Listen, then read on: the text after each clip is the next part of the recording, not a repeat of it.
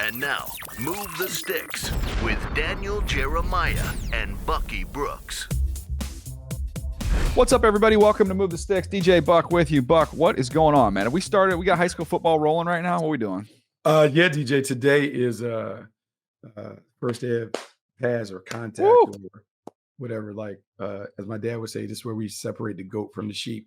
So it's a little. We gave him a little tasty cake, nothing crazy. Like we did like a little modified board drill. Put a handful of returners in, just let them wrestle a little bit. Nothing crazy. But it's, it's crazy. Like it's very similar to like training camp in the NFL.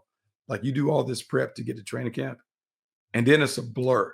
And you and I are working together this weekend. Whatever, Colts, Ravens, Thursday night.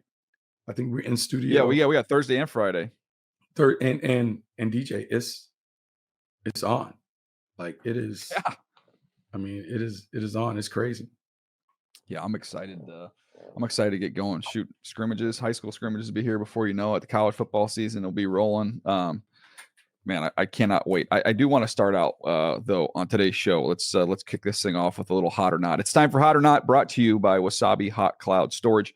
So narratives get spun during this time of year. I saw our buddy and coworker Kyle Brandt went on a little rant, as Kyle does better than anyone, about some of the criticism and the critique of Caleb Williams. And he went back and found old tweets from Lamar Jackson training camps where he was getting eviscerated and then just went on to win the MVP that year.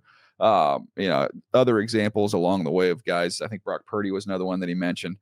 But it got me thinking, and it kind of was like the light bulb went off, because as this time of year, we're visiting camps, you're talking to people in the evening, you're texting your buddies, and it's funny, Buck. Every single team I've talked to, I don't know how you are in being at the camps you've been at, every single one, the defense is ahead of the offense, to the point where I felt like I needed to tweet it out. Say, hey, just a PSA out there. Every defense is ahead of every offense, just across the league. So you live in your little bubble, your little fan bubble of your particular team, and you think the sky is falling. Trust me, it's not. Every team is in the same situation, the same boat, so to speak. Yeah, because the defense is reactionary. They're aggressive by nature. And for the offense, there are more moving parts that have to work for an offense to play the work. You think about the offensive line has to be in sync. The timing in the running game between the offensive line, the running back, seeing the holes. In the passing game is pass protection, routes, quarterbacks and receivers being on the same page while being protected. A lot of things go into it, where defense, if done right, is a lot of see ball, get ball. Like go to the ball, go fast, get it going. And then it turns as we get closer to the regular season. And really in the regular season, it turns as those reps, the time on task offensively, particularly with the offensive line, when they get together and they gel, that's when you see the offense go to the next level. One of the other basic things is in most practices too, the periods, the way they're set up, there's very few snaps where there's a legit run pass option for the offense. Like you're in 7-on-7. Well, guess what? We're not running the ball in 7-on-7. We're throwing it. So the linebackers can get unbelievable depth. That gives them opportunities to play in a way that they're not going to be able to play when there's threat of run. Hey, guess what? We're in a 3rd and 7 period. Well, frick, we're not running the ball in a 3rd and 7 period, so everybody knows we're throwing it. I mean, you're going to get some of those 3rd and 3s, 3rd and 4s. They'll move the ball periods, but those are in the scheme of the overall reps when you take it in practice in its entirety, Buck. There's very few times when that's happening. And I'll say they haven't been on the defense side of the ball. Sometimes we'll play to play. We kind of know. Yeah. We've seen this play You a might little know. bit. Yeah, we've seen it. Oh, I've heard that audible enough over the course of the spring that I may know that something is coming. So I go jump a route and make a play. That is training camp. And a lot of times, and we've seen it because people practice differently than they perform in games. In games, you don't have the rails on. You're not protected. It's live. And so you really can't make judgments until you see the guys play for real. So don't go crazy about practice. It matters, but keep it in perspective. Yeah, I was talking to a coach the other day, and we're talking about a veteran receiver, and he was like, well, he's either completely lost it, has nothing left, or he's really saving himself for the regular season. Some of those to be determined, right? But there are some vets that do that, man. They're going to pace themselves. 17-game season. It's a long year. getting the all gas, no brakes mentality here in training camp for some of these vets, to put it mildly. It's a marathon, not a sprint. We got time. We'll get to it. And it reminds me when I first got into the league, my rookie season. I remember in Buffalo, over here, and Andre Reed and Thurman Thompson, those guys talk about their 4 speeds: preseason, regular season, postseason, Super Bowl. And you ease into it. And each change of season, faster, more intense, more urgency. So it'll change. And right now, people are operating at a championship level. When we kick it off in September, it goes up a notch, and it continue to escalate as we get closer to the meaningful games. I think that's a great perspective. That was this week's Hot or Not segment, brought to you by Wasabi Hot Cloud Storage. Store more and do more with your data. Try them for free at wasabi.com. Again, I think that's just to quote Aaron Rodgers, relax, just settle in. A long way to go here. I do want to get to the AFC North, though, real quick before we get to a post that you'd written. I want to jump into that as well. But when you look at it, I think it's the most interesting division in terms of the quarterback play, of what the expectations are and what it's going to look like. And I thought we could maybe just run through those guys right now, because started off talking about Caleb Williams. Everybody's freaking out. Do you like the tough love approach Ben Johnson's giving him right now? I mean, he's making it hard on him, and he has not been soft on him and his critique publicly either, just saying, hey, we're not going to win many games we play like this. Look, I've heard from people like that's how Ben Johnson gets down. Somebody else on the staff is to love him up type, but he's bad cop. And with quarterbacks, he's hard on them. He has a high standard. He doesn't relent off that standard. And Caleb Williams will have to get better. Now, Caleb Williams said that he wants to be coached hard. So obviously from a personality, he can handle it. And I'll say this, practice can be viewed in 2 ways. Some people will script practice, so you want the perfect practice. That's great. I had an old coach, God rest his soul, Dick Geron, who would say, no, practice is an opportunity for you to find out where your boundaries are. Yeah. So you push yourself in practice. You do different things. You try different techniques to see what works, what doesn't. So when you go in the game, you know exactly what works for you. To me, it may seem like the same thing that Andy Reid did with Pat Mahomes. Man, go for it now. And then we always can bring it back to get you to play there. But you got to know what you can do and what you can't do, so we can settle into, okay, what's our approach? So here was kind of what I was thinking on Caleb, is if you're Ben Johnson, I think your baseline, like you could say, okay, I have all these ideas of what I want to do and maybe how we can win from within the pocket with the passing game, right? When I was sitting here thinking, you have your fallback baseline with Caleb, which is I can design screens. I can have a couple shot plays, which guess what? You know what you don't do on screens and shot plays, Buck? You don't even have to think. The whole whatever picture you're getting, it's covered in the play call, screens and shots. So if we have in a passing game, let's say we want to run the ball efficiently, we want to throw the ball, let's say 20, 22 times, like and play great defense, run the ball. If we just start like 22, 25 times, and you look at it and go, okay, well, I'm gonna call a mixture of 5 screens, and that's receiver screens, tight end screen. We're gonna mix in. We'll get the back going. 5 to 6 of those, and I'm gonna call 3 to 4 shots where we're gonna max protect it. We're gonna get a 1 or 2 man route and just let it rock when we get a certain look. Now you've got to figure out a way to how to divvy up the rest of the 10 plays. Now the other thing you can fall back on is the scrambles and say, okay, Caleb, you're gonna kind of run around and schoolyard your way on 3 to 5 plays. So we really only need you to play drop back traditional quarterback. We need you to make 7 throws. And so saying that, in training camp, we're not calling a lot of the screens. We're not calling the shot plays. We're trying to force you as much as possible to stay within the pocket. And then we're going to spend 60%, 70% of our work on trying to get you up to speed for those 7 throws. Like it's just a different way of looking at it. Even though we only do that 7 times, we're going to spend a lot of time, because I know you can do the screens. We know we can do the shots. We know you have the scrambles. Let's spend all our time on those other plays. Yeah, because at some point, there's a date when you know that I need to get my guy ready for the regular season. Yeah. And right now we're still in the experimental phase. DJ, that normally happens about 2 weeks out from that first preseason game, where everyone starts narrowing the focus a little bit, trying to be like, okay, hey, we got to start tailoring it. You want to give them kind of the full menu early in training camp to see how they handle it. You also want to introduce some concepts and stuff now that you may not use early, but when you reinstall it week 7, you're able to say, hey, you remember we worked on this in training camp. And because you did a little bit, you're like, oh, yeah, coach, I remember. It just allows you to be able to install things progressively over the course of the season. When you throw a lot at them early, scale it back, and then build them back into it.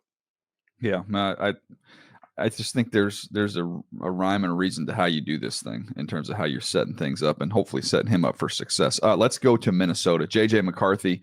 Sounds like things have been okay, but I read something the other day. We're talking about, there's some concern about his touch. Like everything's a fastball. We don't see him really layering the ball. I'm just telling you, everybody's under a microscope, Buck. But you have your level of concern there at all? What he's working with? No, because I love to play call it. Yeah. KOC has done it with everybody. He'll find a way to get them right. Young quarterback, very similar to Bo Nix last year. Bo Nix last year wasn't great early, got greater down the stretch. And part of the reason is because as a play caller, you want to see what your guys can handle. And then once you figure out what they can handle, you want to figure out what things are a little beyond their grasp right now, but in time they'll be able to do. And so it's really the pushing of how much you can do it. Now, some people will say, hey, I want to rehearse perfectly. So the things that we're rehearsing, we'll execute them perfectly in the game. The problem you have with that is, do you have enough counter tactics in the bag to deal with stuff that could be unforeseen that comes up? So I like this. I like JJ McCarthy being pushed a little bit. I like seeing guys out their comfort zone because there's enough time for the Minnesota coaching staff to build him up with a series of practices that feature things that play to his skill set. Yeah, I mean, I could reiterate everything I just said about Caleb there too. Kevin's going to put him in a situation to be successful. And I also think the other thing I would look at, I'd be curious, maybe them more than any other team, when you look at this play caller with this quarterback, Buck, does it not make more sense for them to play fast just to keep the comms in the headset? I get going. Yeah, I mean, it makes. I got Kevin in my ear. Get to the line of scrimmage. I got Kevin in my ear. Look, I don't know why more teams wouldn't take the Sean McVay, Jared Goff approach. Yeah, early. Hey, let's get to the line. I'm gonna get you to the line with 25 seconds left. So now I got 10 to walk you through to give you a set of reminders before we go. Look, man, it has worked for several guys to play like that. So I would look for KOC to do that. Let's get to the Green Bay Packers. I read something the other day on Jordan Love, and it was all about, it was an interesting article. It's kind of all about just his pocket presence and how they've been impressed with just how poised and calm he's been. Pass rush heating him up a little bit. He doesn't get rattled. He's just very calm and poised in there. Is there something to the fact that he's got enough experience now? And I don't think he hadn't really shown that he's been super rattled at all at this point in time. But I almost feel like the expectations now, he was fighting who's he, replacing Aaron and what that pressure is like. It feels like now, like it's just, he's established, he's got paid. They've added some more pieces around him. It almost feels like, man, he's just got his footing right now. And he's not a quarterback that we talk a whole heck of a lot about because he's not a huge personality, but is he like sneaky ready to really take another step here is what I'm getting at. I think so. Last year, that step was prevented because he had an injury that allowed Malik Willis to get on the field. And so when he came back, he never quite was able to kind of recapture what he's shown his first year as a starter. This year, the table is set for him, not only because of his experience leading to more expertise, but let's look at the weapons around him. They went and got Matthew Golden, first-round pick, first time they used it since Javon Walker. That gives them a guy who will vie to be the number one. They also get a Savion Williams, a playmaker, catch and run specialist that can do a bunch of different things and make it happen. You think about the offensive line, some tweaks to be able to do it. You got a rushing champion in the backfield in Josh Jacobs. It is just a well put together offense that can run it, they can throw it, they're balanced but explosive. I think his confidence comes from knowing my team personnel-wise, we have all the answers. Matt LaFleur and I are on the same page, so schematically, we have all the answers. My job is to be a good decision maker. What tool do I need for each situation? How do we go about each situation? Manage that. He's at that point where he's managing the game, which to me means he knows if I manage it for most of the game, there are only a handful of plays where I need to put on the superhero uniform and go make it happen.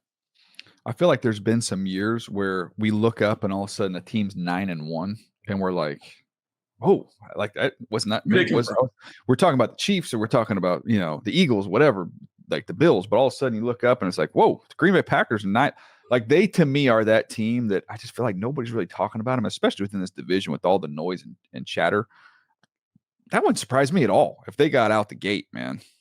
No, if they get out the gate, if they're able to play well defensively, I think they're going to take another step. Adrian Cooper is poised to be a big factor. Lucas Van Ness has a bigger role this year. They've got talent up there, man. I don't feel like that front seven talent has really lived up to how gifted they are. Yet. And maybe if that happens, you are going to see them get hot and get on a run. Yeah, not yet. They still haven't got everything from Wyatt, kid from Georgia that they drafted a few years ago. I mean, here's the thing that I'll say about the Packers when I look at their depth chart, and you're like, oh man, this young player is just waiting to come. Oh man, they're everywhere. Yeah. Oh, this young player. And then you look up over there. Oh, Isaiah Simmons is there now. Oh, wow. Can they finally unlock what everyone has been waiting on? They have a really good roster. And they're kind of underrated, DJ, because the attention Detroit has, Chicago is fun. They just kind of fall by the wayside. Minnesota is there. But you look up, the Packers could get out to a fast start and be one of those teams. Yeah, I'm excited to watch that group. All right, last team. Now, this is the question that, and I know it's a preseason backups on both sides. Did that game the other day, we talked about it, but the Chargers-Lions game.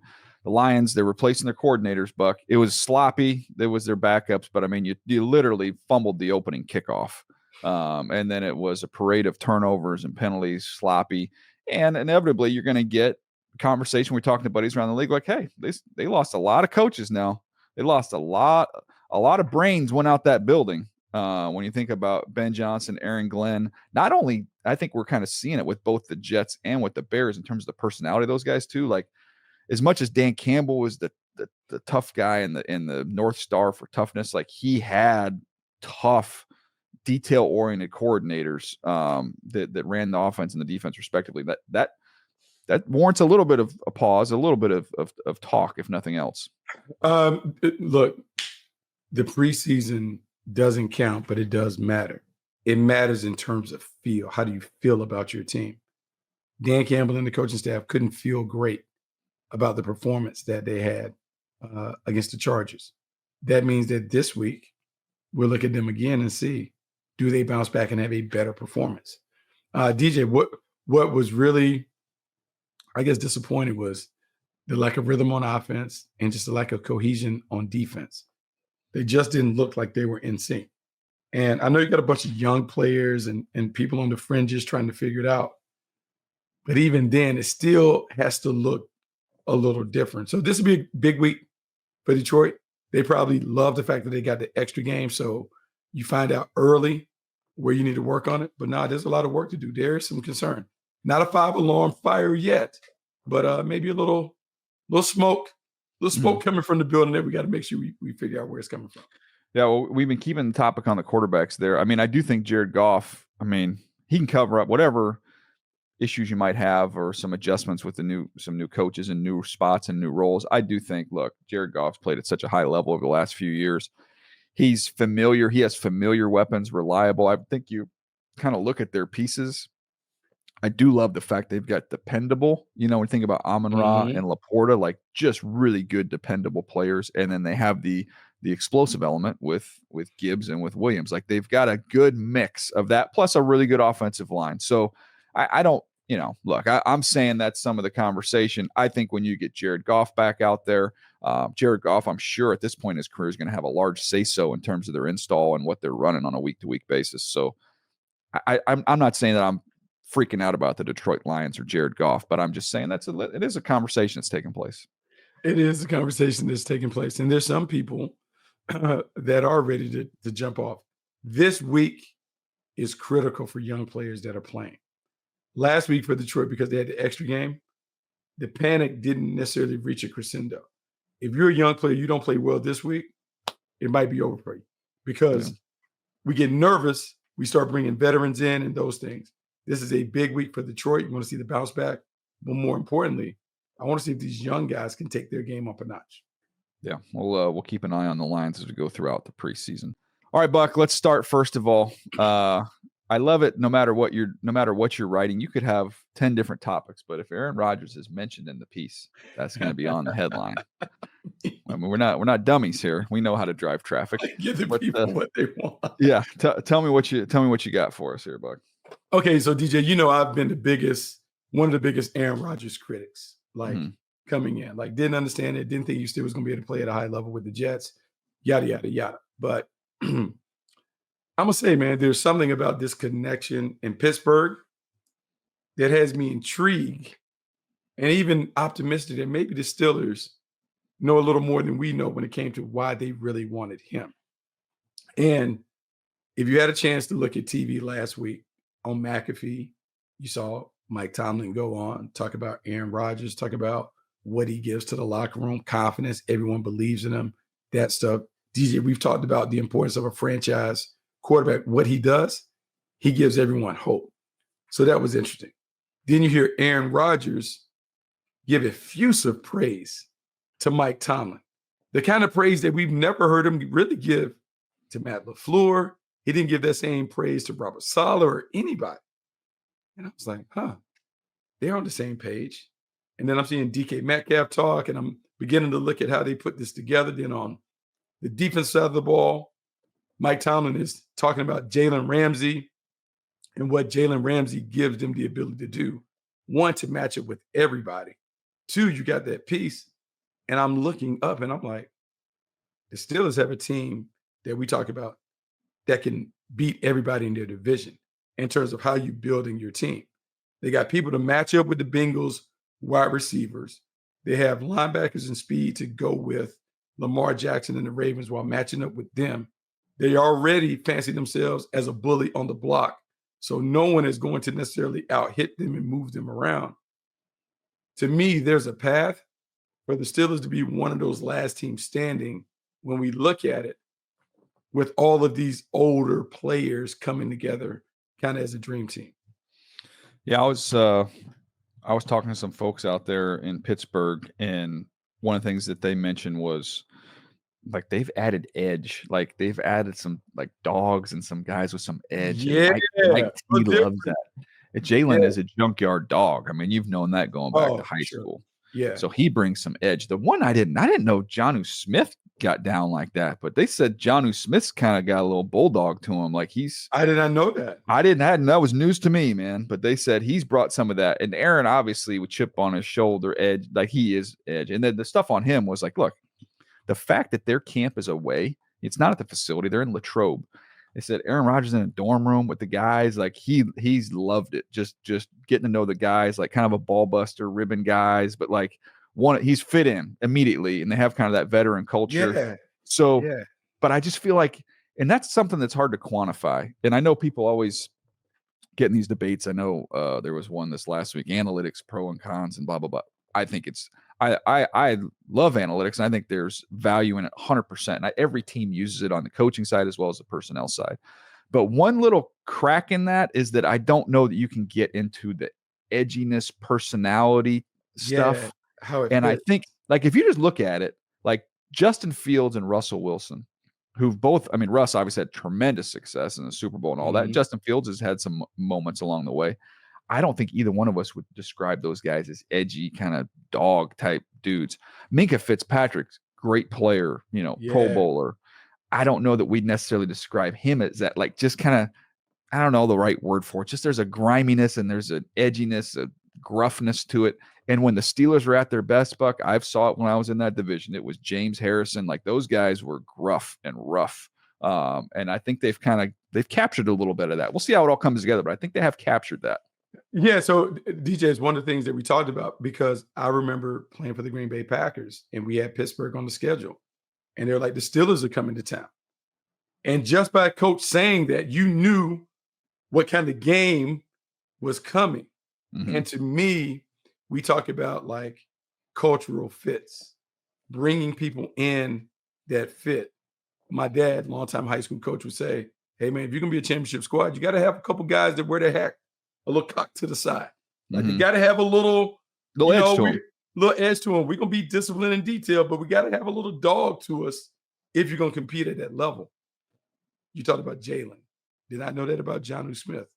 Aaron Rodgers, he likes to poke the bear, discount double. Like Dude, he has some of that. Think about Jack Sawyer. Like, just think about Jack Sawyer and how he played at Ohio State. There's a bulldog to him. Peyton Wilson, all those other guys, like they have a team with some edginess to them. And I don't know, man. I always feel like, love him or hate him, I always feel like Coach Tomlin is at his best when his teams are dismissed, when they're kind of viewed as afterthoughts or also rans. I'm not saying that they're going to host a title, but I do know I have a better feel on this team than in previous years. This team feels like a Steelers team because even he's beloved in Pittsburgh, Ben Roethlisberger, he has what I call a little competitive arrogance to him. Aaron Rodgers absolutely has that. Yeah. And that works in Pittsburgh. As much as I love Russell Wilson and Justin Fields, their confidence is different than that competitive arrogance, if it makes sense. No, I 100% agree with you. You know, the other thing I was thinking of with them, and you look at some of the things they did in the draft, some of those D linemen they got bigger. And in talking to a bunch of teams around the league, I don't know if you've encountered this, but it's just now kind of setting in as I'm replaying all these conversations in my mind. It used to be 5 years ago, you talk to people in training camp and everybody's always positive, right? And the thing they would say is, you know what, we got faster. Like we were more explosive, or we got more dynamic. We're faster. I feel like every time I've talked to, like, the focus was, we got to get bigger. We got to get bigger and stronger. And I wonder if that's the scheme thing. If that's everybody's playing too high, we got to run the ball now. We're going back to 90s brand of football, physicality. We got to be able to, if we're going to play too high, we got to be big up front so that we can stop the run with fewer bodies. Like, I feel like, man, there's an emphasis on getting big all of a sudden. I haven't heard that in a while. No, we hadn't heard it, but like we talk about, the league always goes in cycles. So when all these teams defensively decided they want to put the little guys on the field, we're gonna play with light boxes. We're gonna load it, play the mint front, the tight front, play it from high and bounce it to the perimeter, and let all our little guys run it down. Well, the one thing that you can't do is you can't run downhill runs when they run right at you. No, gap runs left and right. And so when we talk about playing big boy football, size matters, physicality is everything. Yeah, I feel like there is an embracing of some of those old school tactics as the league is right to kind of make another turn from pass heavy to a little more old school and smash mouth in their nature. Yeah, it's an interesting point. And the Steelers have definitely done that. Buck, let's go to the other conference here. The teams you think that are at least within striking distance of the Philadelphia Eagles here. Okay, so look, we're just talking about three teams, and the three teams I have listed in order. We got the LA Rams, who are in the mix. We have the Washington Commanders, who are in the mix, and then the Green Bay Packers, who we talked about.